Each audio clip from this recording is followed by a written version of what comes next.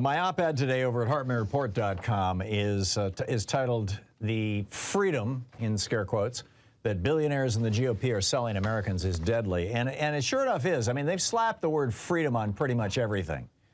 But I can tell you, queer people in America are not feeling freedom right now, particularly after this deadly attack at Club Q in Colorado Springs, which, by the way, first of all, we need to remember Daniel Davis Aston and Derek Rump, who were the two bartenders who were murdered there, as well as customers Kelly Loving, Ashley Poe, and Raymond Green Vance.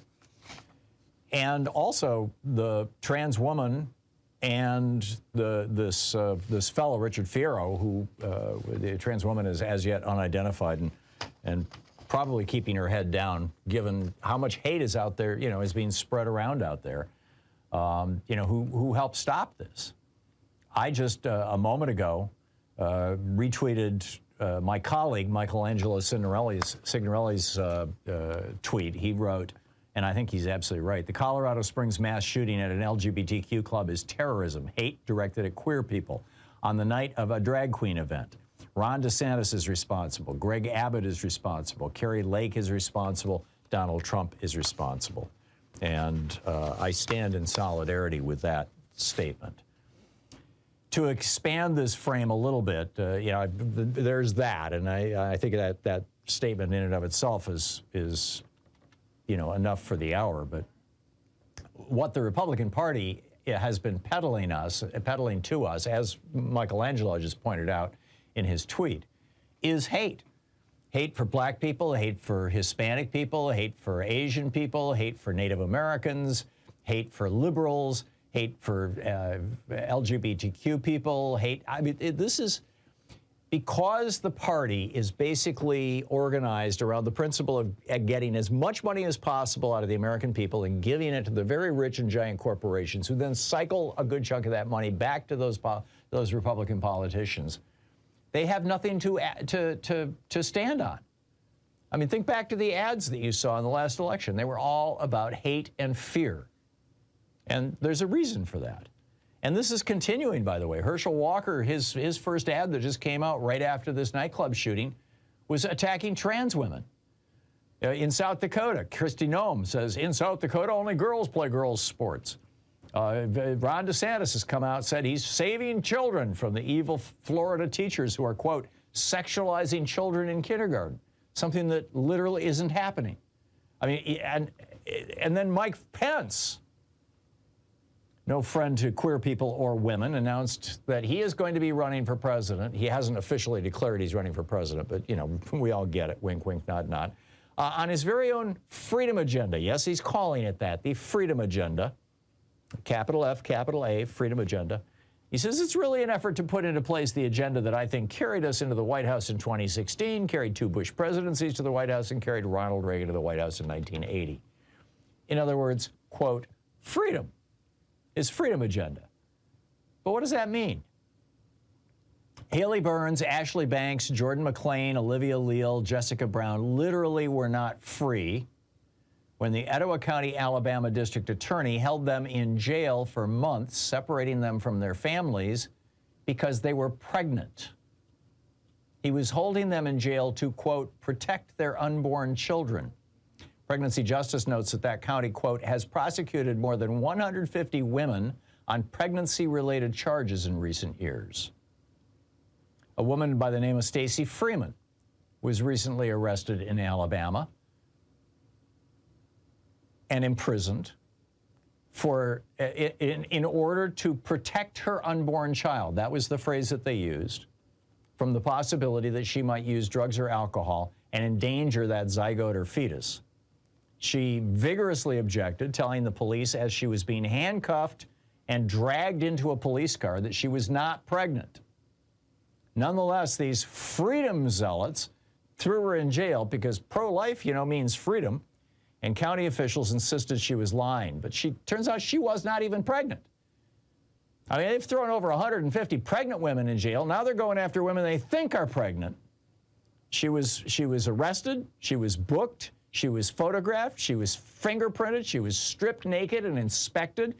And then she endured 36 PTSD-inducing hours of hell in a jail cell, and she wasn't even pregnant. For 40 years, Republicans have owned this word freedom to the point of inserting it in the names of their organizations and splashing it all over their ads right next to the AR-15s that they love to pose with, which begs the question, what is freedom? I mean, back in 2020, you had freedom fanatics shutting down the vaccination operation at Dodger Stadium. They called it a freedom rally. These are the same folks who were, occupied the Michigan Capitol. This is a preview of January 6th. They were wielding assault weapons because they said Governor Whitmer's efforts to prevent Michiganders from dying of COVID were assaults on their, quote, freedom. NBC reported, quote, dozens of demonstrators took to the Michigan Capitol in Lansing for a rain-soaked protest Thursday, the third such event in the past month, demanding their, quote, freedom. I mean, we went through this for, throughout 2020 and 2021. Wearing masks is an assault on our freedom. So what the hell is freedom? I mean, Reagan made an argument about freedom. This was in 1967, or 1966, when President Lyndon Johnson was getting ready to pass Medicare. And Ronald Reagan, Governor Reagan of California at the time, said, quote, if Medicare passes into law, the consequences will be dire beyond imagining. One of these days, you and I are going to spend our sunset years telling our children and our children's children what it once was like in America when men were free. Right. For 40 years.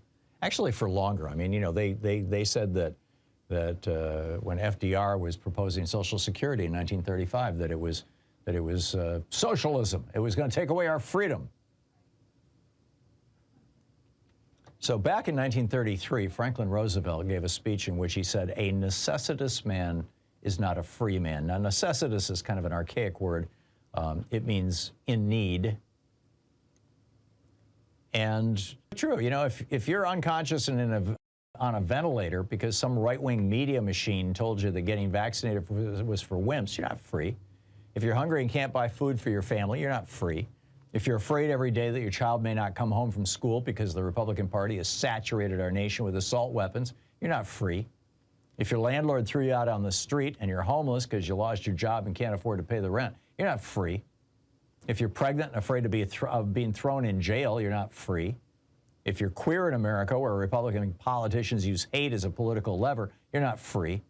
If you're sick and afraid to go to the hospital because you know the bills will leave you broke and homeless, you're not free. If you need to go to college or trade school to get a better life but can't afford it, you're not free. The billionaires and the Republican puppets keep telling us that real freedom means a small number of people being able to accumulate hundreds of billions of dollars. We're free. See, the proof is Elon Musk. I don't think so. They keep telling us the meaning of freedom, bigger tax cuts for billionaires and more deregulation, more environmental poison, more poverty for everybody else. That's freedom. It's literally been their governing philosophy since the Reagan Revolution, from Bush's Clear Skies Initiative to Donald Trump putting an oil lobbyist in charge of the EPA and a coal lobbyist in charge of our public lands at the Interior Department. They've managed to convince millions of working-class Americans that freedom essentially means the right to die in debt, to remain uneducated, to be hungry and even homeless while working crappy jobs at $7.25 an hour. But that's a lie.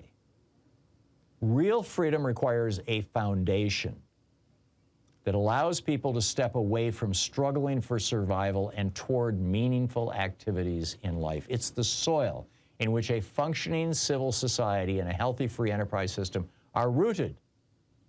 It also fosters respect and tolerance for all members of society.